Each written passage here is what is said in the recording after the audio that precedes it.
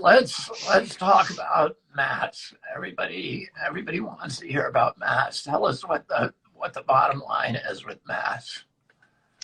The bottom line is that the executive mask wearing orders, the universal mask wearing orders, are unsupported by scientific evidence. That's the bottom line. And this discussion is very frustrating because it's so polarized. I mean, you have these two extremes. On one hand, you have the advocates of lockdown saying, everyone must wear a mask all the time. And on the other hand, you have people saying, well, masks are dangerous and they're harmful and nobody should ever wear masks. And the truth, of course, is somewhere in between, because there is a time and a place for mask use, and they can be ineffective in certain circumstances and used properly in the right type of mask, and there's all kinds of nuances. And that's one of the problems is most of the studies, number one, most of them don't involve SARS-CoV-2. For example, most of them relate to influenza research. Most of them relate to the healthcare setting, not the community setting. Most of them relate to N95 or surgical masks, not the cloth masks that people are being told to wear. So there are all these different angles and aspects of the issue that just are not being communicated to the public very well. I mean, you have people just saying, well, everyone should wear masks all the time, and that we're being told that by politicians that this is what the science says, but I mean, even the World Health Organization, which usually I'm criticizing and find myself defending in some of my articles this past summer, for coming out and saying things like it's not airborne and these policies are unsupported by scientific evidence. Even the World Health Organization has pointed that out in its update. I believe it was early June 3rd, June 5th. It updated its guidance on masks based on a systematic review and meta-analysis that was published in The Lancet of all the available science on mask use, and they concluded that these universal policies are unsupported by the scientific evidence. I mean, that was it's right in their guidance. Are you talking about Thomas Jefferson's study? I'm talking about, well, the Lancet study cited Thomas Jefferson's. Exactly, and Thomas Jefferson, just so that our viewers know, is one of the world's most respected scientists. He was the co-founder of the Cochrane Collaboration, which is a coalition of 30,000 scientists who have minimal financial involvement with the pharmaceutical industry, and it was created really as a backstop to monitor the integrity of pharmaceutical clinical trials and pharmaceutical science, which there's a consensus that the pharmaceutical industry now runs the scientific journals, journals like The Lancet, New England Journal of Medicine, the JAMA, which is the Journal of the American Medical Association, and the biggest publisher of scientific journals in the world, which is Elsevier. They all are controlled by the pharmaceutical industry through advertising revenues and through reprint revenues, which represent, usually over 90% of their finances. And so Cochrane was founded by a group of independent scientists, very, very respected. Peter Gosha from Denmark and Thomas Jefferson from the UK were the principal co-founders. Thomas Jefferson is among one of the most respected scientists on the globe and most well-known. And he did a meta-review of the mask issues. And what a meta-review is, it's when somebody goes into the peer-reviewed scientific literature, which is all gathered in one archive, which is called PubMed, which is maintained by the National Institute of Health. And you can go in there and you can get every article that has ever been written on masks. And that's what a meta-review is supposed to do. And it's supposed to get rid of the bad articles, focus on the good, the strong, the weighty articles, and then it's supposed to kind of produce or distill through that process some consensus conclusions about what the best science, published science at that time suggests. So both Thomas Jefferson did a meta-review, and I don't know what year that was, but maybe you can tell us, Jeremy. And then the WHO did its own meta-review in June published in the Lancet, and they incorporated Thomas Jefferson's meta review. Is that a correct statement, kind of where we are? Yeah. Just to clarify a little bit, so that was this year. Thomas Jefferson did a systematic review and meta-analysis. It was this year. It was published on a preprint server. I think it was also meta-archive that was published. So at the time the Lancet did its review, that Jefferson's meta-analysis had not been completed the peer review process and published in peer review literature. But they obviously Jefferson is a well-respected individual, and so they did cite his preprint. And that was in the Lancet article that was then used by the World Health Organization in order to update its mask guidance. And so yeah, and in Jefferson's review, I mean, he looked at, he did his own systematic review and analysis, and I mean, his conclusions were that that the evidence doesn't support the use of masks. In fact, and the thing that was unique about his is he was looking, I mean, he really emphasized randomized controlled trials, which of course are the gold standard in terms of scientific evidence, as opposed to observational studies. And so it was very clear the results from the randomized controlled trials show really no evidence that masks are effective. And I'm talking about even like surgical masks, even in the healthcare setting. And whatever the reasons for that might be, whether because people don't wear the mask properly, whether because there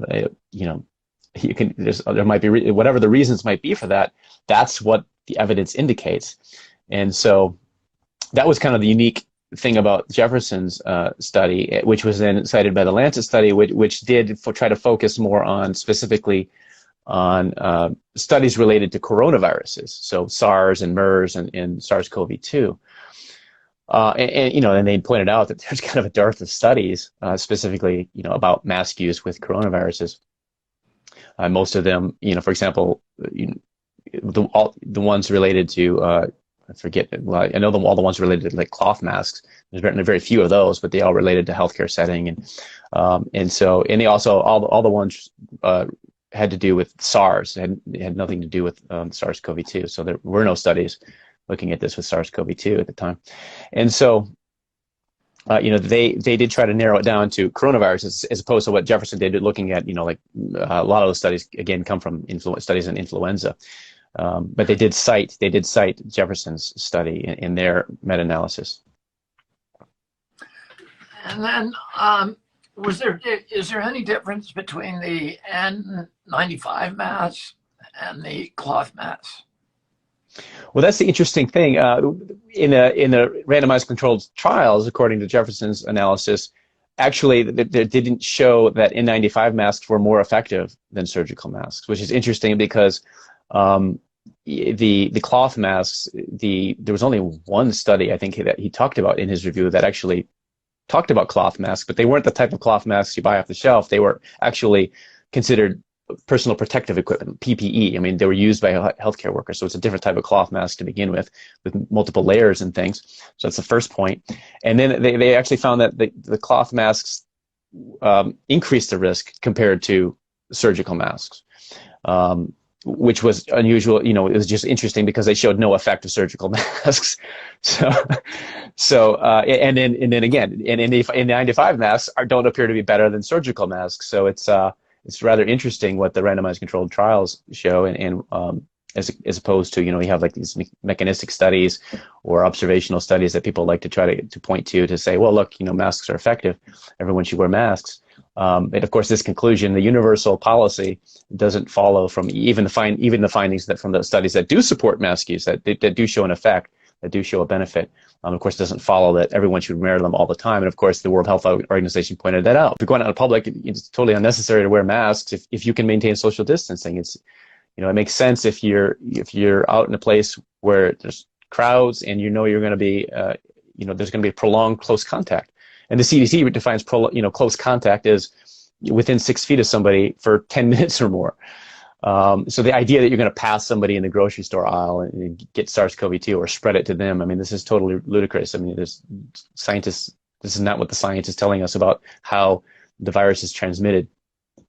And the idea that you need to wear a mask in that situation is totally unsupported by the scientific evidence.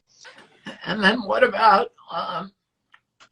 the idea that that some masks might actually make you sick, that from breathing your own CO2, from reduced airflow, from also the toxics that are part of the mask, particularly the 3M masks. I was part of the litigation that is now the subject of the film Dark Waters, which is a Mark Ruffalo film where we sued DuPont for C8, which was, or PFOAs or PFOSs, which is a persistent toxic chemical that, was used in Teflon. And 3M is making the mask out of that same material, which is a known carcinogen. What do we know about that?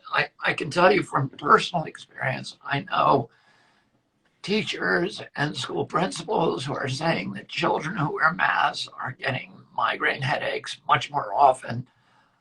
My wife, who wears a mask for work, she's in the entertainment industry, and part of the protocol she signs requires her to wear a mask when she's shooting a show, and that she was coming home every night getting sore throats at night and thinking maybe that she had COVID. And we were getting her tested all the time. And then she realized that it was actually the mask that was making her sick. And by the way, she goes to the kind of pro-mask, group. So she didn't have an ideological problem with wearing the mask. She was just getting sick from it. And I think she reluctantly, acknowledged that to me at some point. But tell me what your thoughts are on there, and what does that, to the extent that you've read the science, what are you seeing?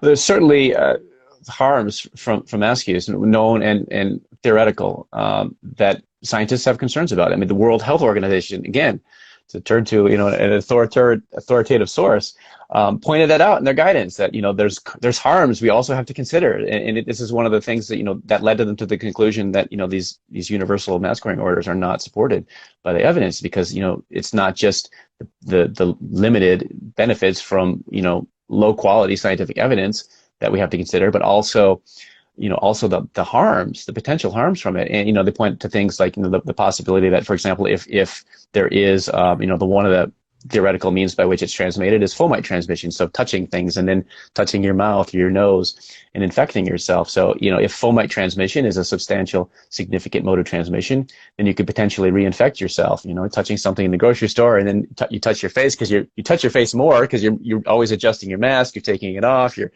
walk around the store, you see people just doing this all the time with their mask, adjusting it, moving it, and pulling it down. And so there, if that is a significant mode of transmission, then you can increase the risk of infecting yourself that way. That's one. With the, there's a lot of information about, the carbon dioxide and oxygen deprivation, excess carbon dioxide and oxygen deprivation. Those mostly, the studies on that mostly relate to N95 masks. There are some I've seen related more to surgical masks, but they were, less clear in terms of, with an N95 mask, there's no question that yes, when doctors wear them for extended periods of time, they're depriving themselves of oxygen, they're increasing their CO2 levels. And that has harmful effects. It causes headaches. It causes other issues, and inability to think clearly and things like this. It affects their brains. It might cause them to have tremors or other problems, which is concerning for surgeons and other healthcare professionals. But the thing is that does mostly relate to N95 masks. It's less of a concern, although obviously, there's common sense to be used here. You see pictures of children running in gym class outdoors wearing masks, and this is ridiculous. Obviously they're going to be depriving themselves of much needed oxygen in that state, in that circumstance, and it's just common sense not to wear a mask when you're running outdoors doing exercise. So there's issues like that. But then, basically there are potential harms. Just anecdotally myself, there was a time I remember we were in Costco, and it's just the membership, they require you to wear a mask. And so I remember walking around, and after about 10 minutes of wearing the mask, I just started getting a headache. And so I just pulled it off because I just needed to breathe. And After 5 minutes, my headache went away. And then, just to show respect to other people who were like afraid of me because I didn't have my mask on. I put it back on after a while, and what do you know? Within 2 minutes, I had my headache come back, and it just, I just ended up taking it off because I didn't want to walk around the store with a headache, and without it, I didn't have the headache. So, these are known issues with the use of masks, and and especially when you get into the issue of school closures or school reopenings rather, and the requirement for children to wear masks. And number one, children don't know how. Most adults don't know how to wear masks properly, and we expect kids to be able to do it. This is craziness. I know how to wear a mask properly, but I don't because when I do wear one, because it's absurd for me to be even wearing a mask. I only wear them out of respect for property rights. When I'm asked to wear one by the staff of the store or whatever. Certainly not out of obedience to the Governor Whitmer's orders, which, by the way, were stricken down by the Supreme Court.